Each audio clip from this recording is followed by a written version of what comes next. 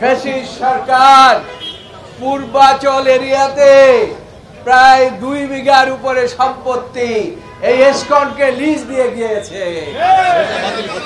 আমি আপনাদেরকে আগামী 72 ঘন্টা সময় দিচ্ছি।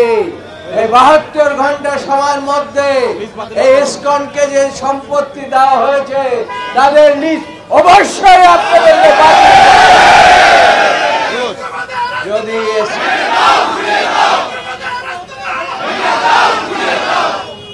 ইসকনের এই সম্পত্তির লিজ দলিল যদি আপনারা বাতিল না করেন তাহলে পরে বলে দিচ্ছি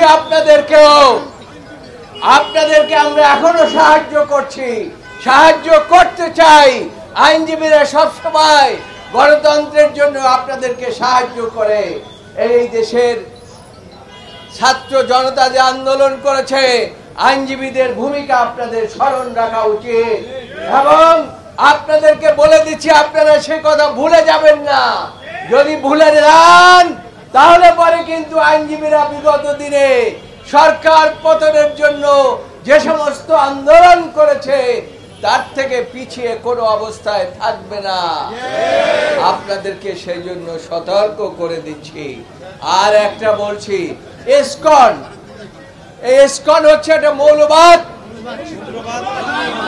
বাংলাদেশ মৌলবাদে বিশ্বাস করে না, বাংলাদেশ এই রকম উগ্রবাদে বিশ্বাস করে না।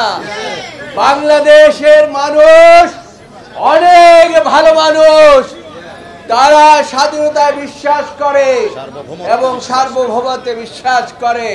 সেজন্য এবারে যত মন্দির আছে, গির্জা আছে, পূজার সময় রাত দিন জেগে বাংলাদেশের মানুষ সেখানে পাহারা দিয়ে রক্ষা করেছে।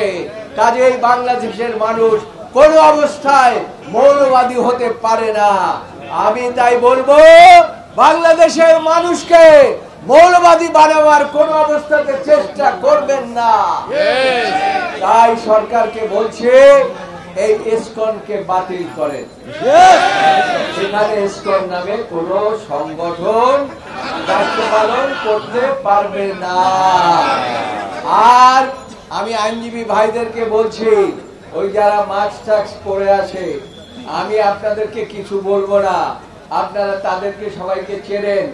এই 23 নম্বর আদালতে যখন মামলা হয়েছিল কারা আর বৈষম্য বিরোধী ছাত্রদের রক্ষা করার জন্য এবং আন্দোলন সাকসেসফুল করার জন্য, সেই সময় কারা কারা সেইখানে প্রতিবাদ করেছে সেটা আপনারা সকলেই জানেন। তারা কিন্তু ঘোরাঘুরি করছে এবং তাদের ছত্রছায়ায় এই ইসকনরাও ঘোরাঘুরি করছে।